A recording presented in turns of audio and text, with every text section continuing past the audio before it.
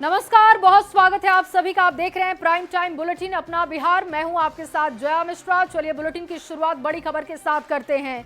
पटना से आपको बड़ी खबर दे, सरकारी विभाग और सिपाही भर्ती परीक्षा में नौकरी के नाम पर करोड़ों के खेल का खुलासा हुआ। 2 शरारती परीक्षा माफियाओं को गिरफ्तार किया गया। ये बड़ी जानकारी मिल रही है। देखिए, इनके पास से वॉकी टॉकी, स्टाम्प, कीबोर्ड और इसके साथ ही जो जानकारी है कि मोटरसाइकिल, कार, लैपटॉप, मोबाइल सहित फर्जीवाड़े से जुड़े दस्तावेज बरामद किए गए। और ये देखिए तस्वीर आपके सामने हमने रख दी है। इस फर्जीवाड़े में कई लोगों का नाम भी सामने आ चुका है। प्रेम प्रकाश इंजीनियर और सुबोध कुमार गिरफ्तार। 4 से 6 लाख में परीक्षा पास कराने का ये ठेका ले रहे थे। अभ्यर्थियों से परीक्षा में सेटिंग के नाम पर उगाही की जा रही थी और इस फर्जीवाड़े खेल का खुलासा हो चुका है। ये देखिए तस्वीरें आपके सामने, जहां पर इससे संबंधित जितने भी सामान थे वो सब कुछ पुलिस ने जब्त कर लिए हैं। सुबोध कुमार की गिरफ्तारी की गई है। इसके अलावा इस पूरे नेक्सस को खंगालने की कोशिश है।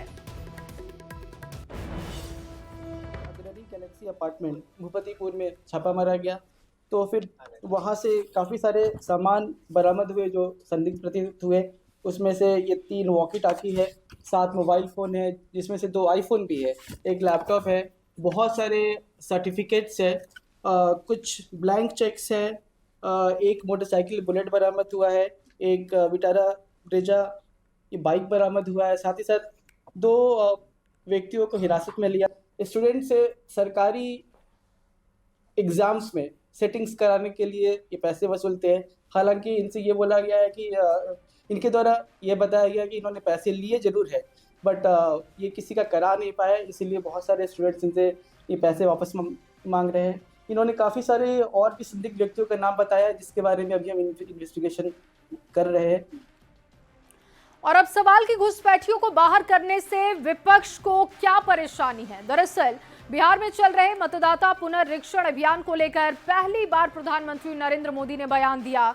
एक जनसभा को संबोधित करते हुए पीएम मोदी ने कड़े शब्दों का इस्तेमाल किया और कहा कि जो इस देश के नागरिक नहीं हैं, जो घुसपैठ कर भारत की सीमा में आए हैं, उनके खिलाफ भारत के संविधान के तहत न्याय सम्मत कार्रवाई होगी। पीएम के इस बयान पर सियासत गर्मा गई है। ये खास रिपोर्ट आपको दिखाते हैं।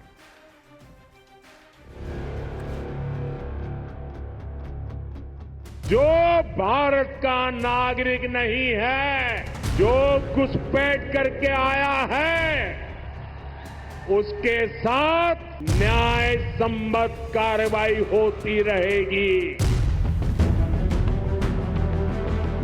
प्रधानमंत्री नरेंद्र मोदी की ये 2 टूक उन विदेशियों के लिए है जो अवैध तरीके से भारत में घुसपैठ कर रहे हैं। शुक्रवार को बिहार और बंगाल दौरे पर पीएम मोदी ने विपक्ष पर जमकर निशाना साधा। पश्चिम बंगाल के दुर्गापुर में एक रैली को संबोधित करते हुए पीएम ने बिहार में चल रहे मतदाता पुनरीक्षण पर एकदम सख्त संदेश दिया। कड़े शब्दों में मंच से पीएम ने कहा, जो भारत का नागरिक नहीं है उस पर कानून के मुताबिक कार्रवाई होती रहेगी, ये मोदी की गारंटी है। जो भारत का नागरिक नहीं है, फिर से सुन लीजिए, जो भारत का नागरिक नहीं है, जो घुसपैठ करके आया है, उसके साथ भारत के संविधान के तहत न्याय सम्मत कार्रवाई होती रहेगी। बिहार में वोटर लिस्ट रिवीजन पर पहली बार प्रधानमंत्री ने अपनी चुप्पी तोड़ी। नेपाली, रोहिंग्या और बांग्लादेशी घुसपैठियों के खिलाफ सख्त कार्रवाई करने की चेतावनी दी। पीएम की ओर से कड़ा रुख अख्तियार करने के बाद बिहार की सियासत गर्मा गई है। आरजेडी और कांग्रेस ने पलटवार किया और निर्वाचन आयोग पर बीजेपी के इशारे पर काम करने का आरोप लगाया। देखिए, आदरणीय प्रधानमंत्री जी का एसआईआर पर बयान ये बता रहा है कि चुनाव आयोग केंद्र सरकार के रिमोट पर काम कर रही है। तो इधर उधर की बात न कर, पहले ये बता काफिला क्यों लूटा। प्रधानमंत्री जी ये बताएं कि विदेशी लोग आके भारत में बस कैसे गए, आप कर क्या रहे थे, और पिछले 11 सालों से उन्हें निकालने के लिए आप ट्रंप चाचा की अनुमति का इंतजार कर रहे थे क्या? कब तक निकाल देना चाहिए। बिहार में सत्तारूढ़ जनता दल यूनाइटेड और भारतीय जनता पार्टी ने पीएम मोदी के बयान का समर्थन किया है। कड़े शब्दों में घुसपैठियों को चेताया कि बिहार में अनधिकृत रूप से रह रहे या फिर जिनका नाम बिहार के वोटर लिस्ट में शामिल है, उनके खिलाफ कड़ा एक्शन लिया जाएगा। जो भारत का नागरिक नहीं है उस पर कानूनी रूप से कार्रवाई होगा। कोई भी अनाधिकृत व्यक्ति, कोई भी घुसपैठिया कैसे भारत का नागरिक हो सकता है। साफ है कि चुनाव आयोग की एसआईआर कार्रवाई पर प्रधानमंत्री नरेंद्र मोदी जी ने मुहर लगा दी है, क्योंकि यह कार्य कोई राजनीतिक दल नहीं कर रहा है बल्कि चुनाव आयोग करवा रहा है। पिछले दिनों निर्वाचन आयोग के सूत्रों ने ये बात कही थी कि मतदाता पुनरीक्षण अभियान में बिहार में बड़ी संख्या में विदेशी मतदाता मिले हैं। नेपाल, म्यांमार और बांग्लादेश के लोगों के पास भारतीय दस्तावेज मिले हैं। हालांकि फिलहाल इनकी जांच की जा रही है। देखना होगा क्या सच्चाई निकलकर सामने आती है। पटना संवाददाता विनीता मिश्रा के साथ ब्यूरो रिपोर्ट, न्यूज़ 18।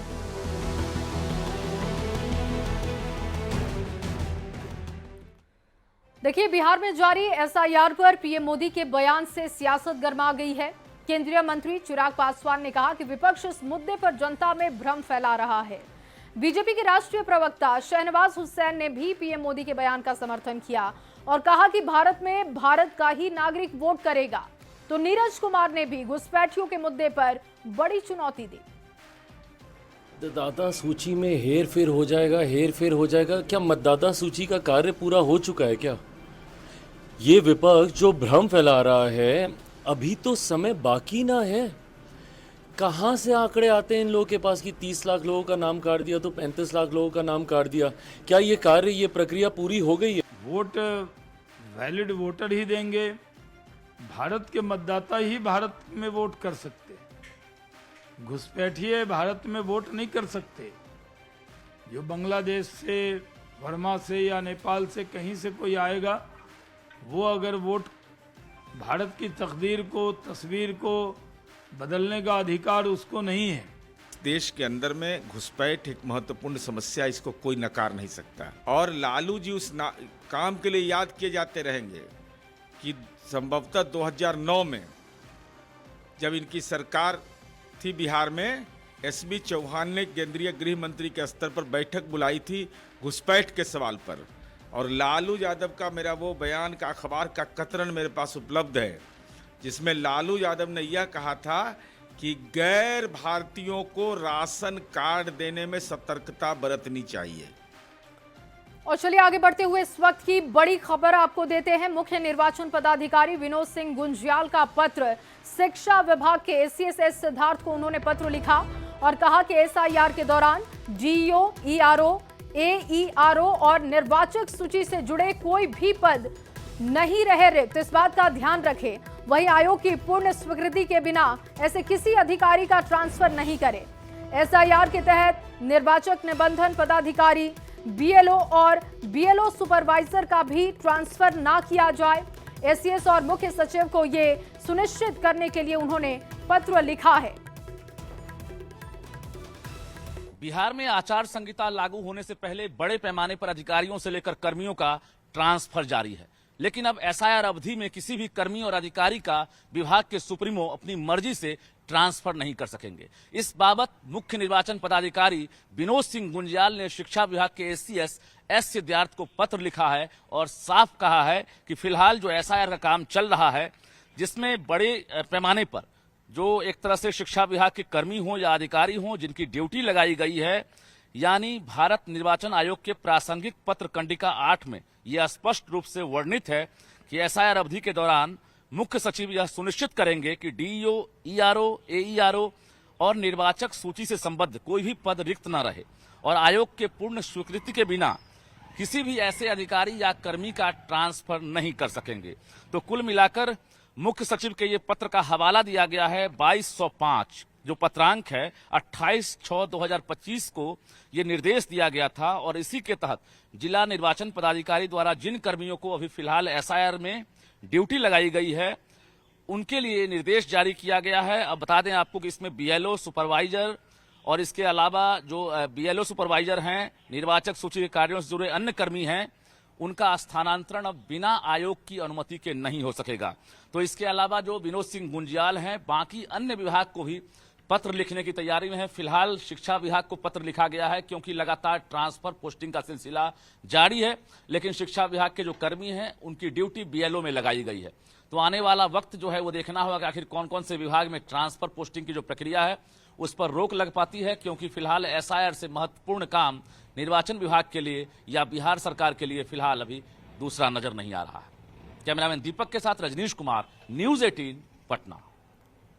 और चलिए आगे बढ़ते हुए आपको एसआईआर का अपडेट देते हैं। बड़ी खबर इस पर आ चुकी है। अपडेट ये है कि बिहार में 90.64% मतदाताओं का फॉर्म जमा हो चुका है, यानी 7,15,82,700 मतदाताओं का फॉर्म हासिल हो चुका है। इसके अलावा आपको जानकारी दें, 41,64,814 मतदाता यानी कि 5.27% मतदाता अपने पते पर अनुपस्थित पाए गए। 11,000 मतदाताओं के बारे में अब तक कुछ पता नहीं चल पाया। 4.08% यानी कि 32,23,023 मतदाताओं का फॉर्म हासिल होना बाकी है। चुनाव आयोग ने इस बात की जानकारी दी है। और देखिए, लगातार एसआईआर पर अपडेट आ रहा है कि कितना काम हो चुका है। बहुत कम समय बाकी है और इस कड़ी में नया अपडेट भी सामने आ चुका है, जिसको आपके सामने हमने रखा। और वहीं बिहार में इसी साल विधानसभा का चुनाव होने वाला है और चुनाव से पहले राजनीतिक पार्टियां युवाओं को अपने पाले में लाने के लिए सरकारी नौकरी और रोजगार के वादे से लुभाने की कोशिश में है। कांग्रेस ने भी रोजगार मेला के जरिए युवा वोटर्स को साधने का प्रयास किया, लेकिन इस पर खूब राजनीति हो रही है। ये खास रिपोर्ट आपको दिखाते हैं।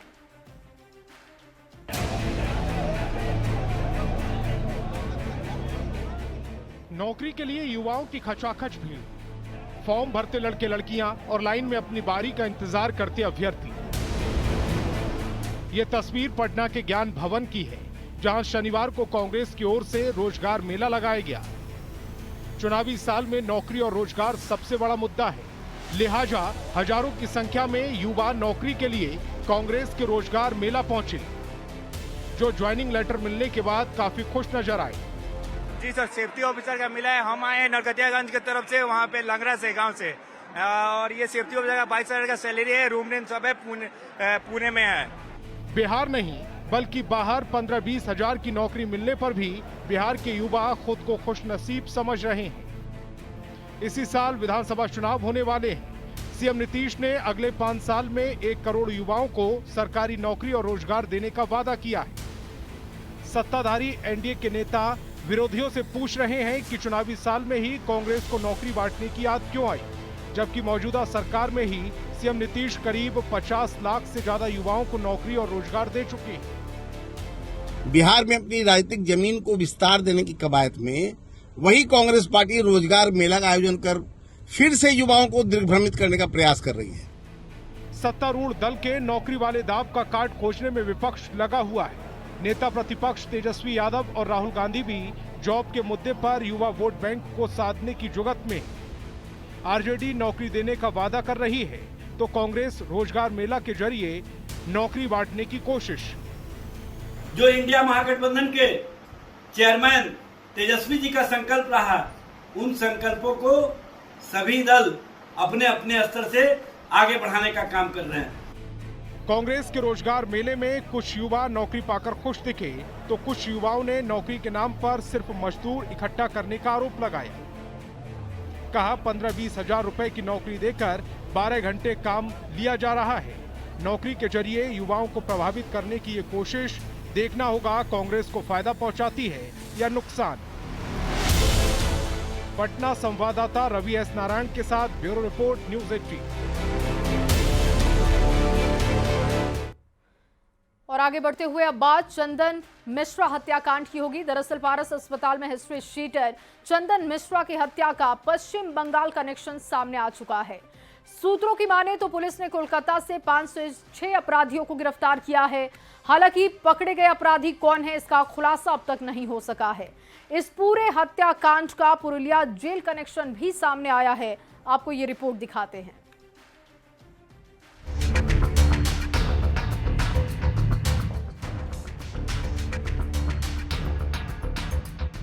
पारस अस्पताल में हिस्ट्री शीटर चंदन मिश्रा के शूटआउट का ये वीडियो किसी फिल्म के एक्शन शूट की तरह है।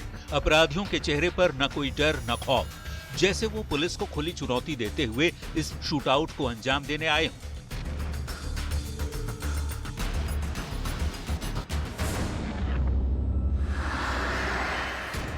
ये वीडियो बिहार पुलिस की कानून व्यवस्था के दावे को तार तार करती नजर आई। जब पटना पुलिस की साख पर सवाल उठने लगे तो पुलिस ने ताबड़तोड़ एक्शन लिया।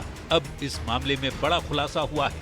इस पूरे हत्याकांड का पश्चिम बंगाल कनेक्शन सामने आया है। सूत्रों से मिली जानकारी के मुताबिक पटना पुलिस और बिहार एसटीएफ ने इस मामले में कार्रवाई करते हुए कोलकाता से 5 से 6 अपराधियों को गिरफ्तार किया है। हालांकि पकड़े गए अपराधी कौन हैं, इस बारे में जानकारी नहीं मिल पाई है। बिहार पुलिस के डीजी मुख्यालय ने 3 आरोपियों के हिरासत में लेने की बात कही है, लेकिन बंगाल के पुलिस कमिश्नर ने इस मामले में गिरफ्तारी की पुष्टि की। अब इन 5 से 6 अपराधियों को कोलकाता से पटना लाया जा रहा है। सवाल ये भी है कि क्या पुलिस के साथ आ रहे अपराधी चंदन मिश्रा के कातिल हैं?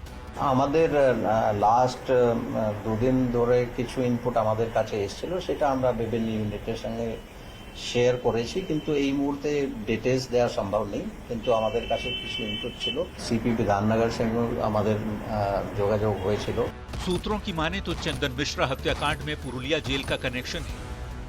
इस पूरे हत्याकांड में चंदन के पुराने साथी शेरू सिंह के गिरोह का नाम सामने आ रहा है। चंदन मिश्रा की हत्या की साजिश पश्चिम बंगाल की पुरुलिया जेल में बंद शेरू सिंह ने रची थी। शेरू सिंह का असली नाम ओंकार नाथ सिंह है। साल 2011 में 7 से 8 हत्याकांड में चंदन और शेरू का नाम आया था।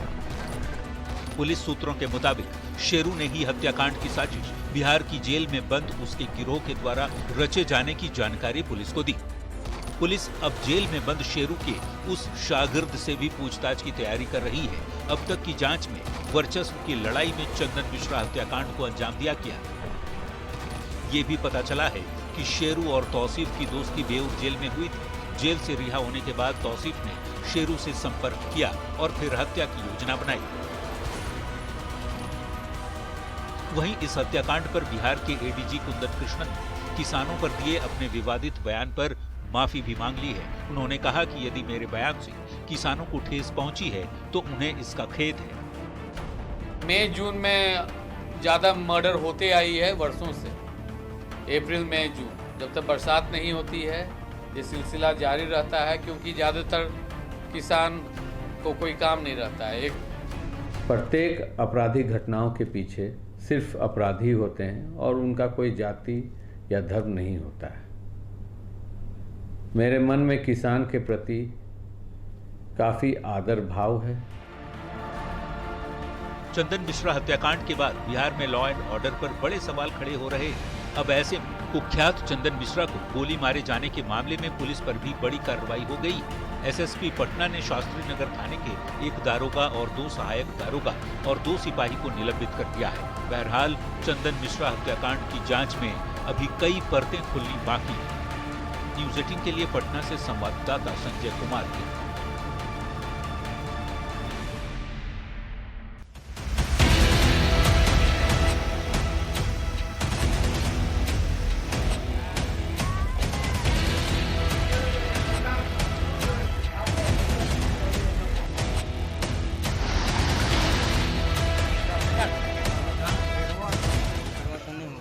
और अब बिहार में बाढ़ की आहट होने लगी है। दरअसल भारी बारिश की वजह से बिहार के कई जिलों में बाढ़ जैसे हालात बन चुके हैं। कई शहरों में पानी लोगों के लिए परेशानी का सबब बन चुका है। लगातार हो रही मूसलाधार बारिश ने जनजीवन को अस्त व्यस्त कैसे किया है, आपको इस रिपोर्ट में दिखाते हैं।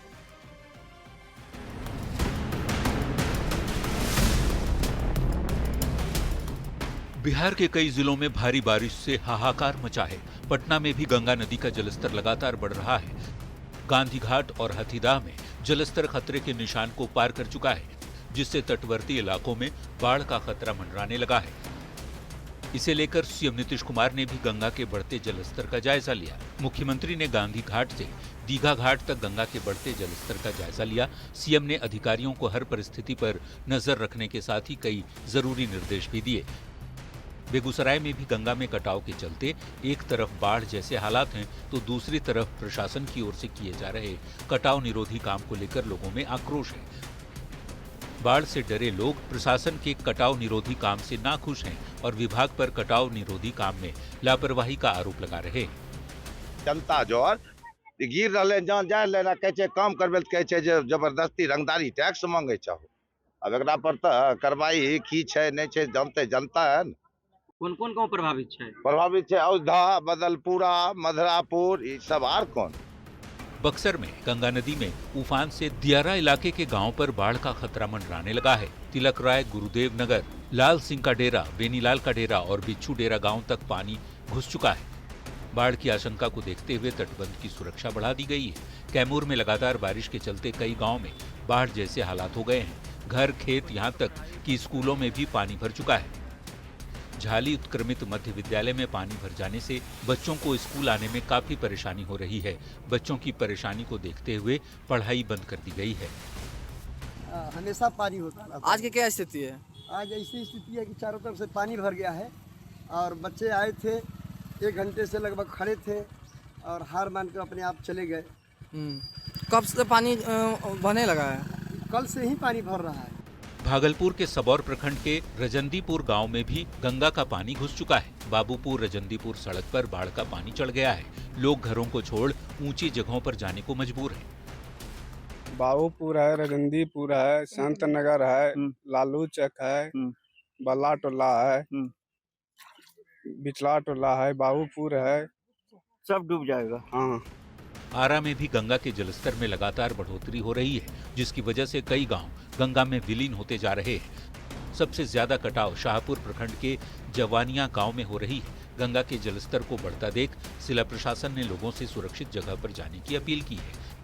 सीतामढ़ी में बागमती नदी में उफान के चलते लोगों की परेशानी बढ़ गई है। रून्नी सैदपुर प्रखंड के कई गाँव के लोगों की जिंदगी नाव के सहारे चल रही है।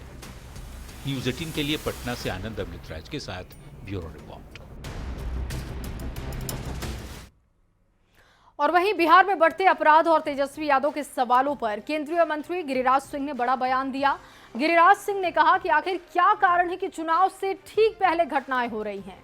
पुलिस जिसे पकड़ रही है वो एक ही वर्ग के हैं। पुलिस को ये पता लगाना चाहिए कि नीतीश सरकार को आखिर बदनाम कौन कर रहा है। साथ ही गिरिराज सिंह ने मतदाता पुनरीक्षण को लेकर भी विपक्ष पर हमला किया और इसके साथ ही उन्होंने कई सवाल भी पूछे। पूरा बयान आपको सुनवाते हैं। जी, तेजस्वी यादव हो या पूरा विपक्ष हो, बिहार में जो घटनाएं घटी हाल के दिनों में, उन घटनाओं को लेकर के सरकार पर और खास करके भाजपा पर आरोप लगाया जा रहा है। मैंने वो ट्वीट नहीं कहा, सोशल मीडिया पर एक्स पर मैंने चलनी दूसरे सूप को जिसमें सहस्त्र छेद, आखिर क्या कारण है। आज चुनाव के ठीक पहले ये जोर शोर से क्या कोई करवा रहा है। पुलिस तो या तो चिन्हित कर रहा है, पकड़ रहा है, और चिन्हित में हो रहा है तो वही एक वर्ग का, पकड़े भी जा रहे हैं उसी का दूसरा वर्ग। और उसके नेता कौन है, तेजस्वी यादव बताएं कि कौन नेता है। इसके जड़ में जाओ कि नीतीश कुमार की सरकार को कौन बदनाम करने का ये साजिश रचा है। अपराध के साथ साथ एक और बड़ा मुद्दा है, बिहार में वोटरों का सर्वे चल रहा है, उसको लेकर के भी कई सवाल उठाए जा रहे हैं। ये बताएं कि किसको वोट देने का अधिकार है, जो भारत का नागरिक है, जो फर्जी नहीं है। तो यही तो इलेक्शन कमीशन कर रहा है। अगर उनमें राष्ट्रीयता है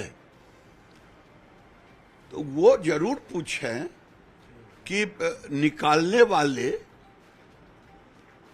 कौन कौन लोग हैं, क्या कारण था कि 4 दिन के अंदर 4 जिलों में 5 लाख आवासीय प्रमाण पत्र के लिए कौन आवेदन दिया था, कौन वर्ग के लोग थे। मुस्लिम प्रेम था है इनका। और वहीं अपराध पर गिरिराज सिंह के बयान पर आरजेडी ने भी पलटवार किया है, आपको सुनवाते हैं। हत्या, लूट, डकैती और बलात्कार की घटनाओं से कहीं न कहीं जनता दल यू भारतीय जनता पार्टी के नेता बेचैनी में हैं और बेचैनी में अनर्गल पर लाभ कर रहे हैं। स्पष्ट रूप से बिहार में सरकार का इकबाल समाप्त हो गया है। सरकार के स्तर से अपराध और अपराधियों पर कार्रवाई की दिशा में गंभीरता नहीं दिखाई जा रही है। कहीं ना कहीं शासन और प्रशासन के मनोबल को तोड़ने का प्रयास किया जा रहा है। और देखिए, मीनापुर से आरजेडी के विधायक मुन्ना यादव का एक विवादित बयान सोशल मीडिया पर वायरल हो रहा है, जिसमें वो खास जातियों को लेकर आपत्तिजनक टिप्पणी करते हुए देखे गए। बीजेपी ने उनके बयान की निंदा की है, देखिए।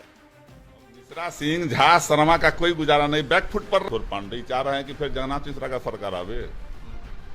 कतई नहीं होगा। लालू जी ने यही तो कर दिया कि बिहार के गद्दी पर जब भी बैठेगा तो कोई बहुजन बैठेगा, और किसी की औकात है तो मुट्ठी भर लोग का नाम आगे करके चुनाव लड़के दिखा दे, बिहार में मट्टी पलीद हो जाएगा। अब मिश्रा सिंह, झा, शर्मा का कोई गुजारा नहीं, बैकफुट पर रह, राज कर। तू मान लिया कि तू राज करता है, बैकफुट पर रह के फ्रंट पेज पर तू नहीं आ सकता।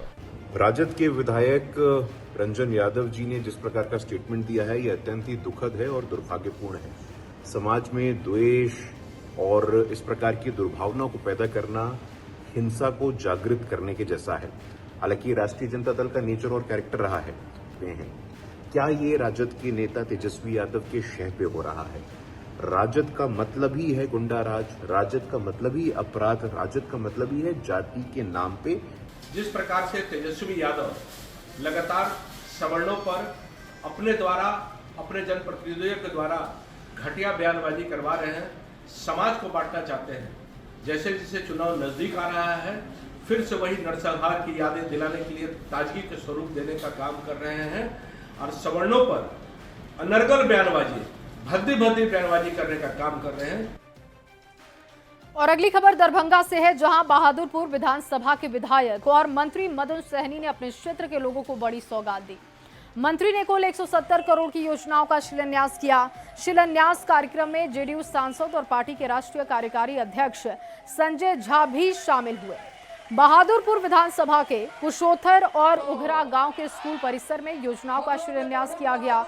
इस मौके पर संजय झा ने राज्य सरकार के जन कल्याणकारी कार्यों का जिक्र भी किया और उसी वक्त की तस्वीरें आप देख रहे हैं। दरभंगा में आए हैं, बहुत सारा चीज़ों का शिलान्यास उद्घाटन यहाँ बहादुरपुर विधानसभा में, और खास करके पिछले 4 दिन में जो एक तो मुख्यमंत्री जी ने घोषणा किया कि जो 400 रुपया मिलता था वृद्ध लोगों को, उसको 1100 दिया, उनके अकाउंट में भी चला गया। फिर अभी कल परसों उन्होंने 125 यूनिट, कल कैबिनेट से भी कर दिया, 125 यूनिट बिजली फ्री। 1,87,00,000 डोमेस्टिक कंज्यूमर हैं, परिवार है जिनको ये फ़ायदा होगा।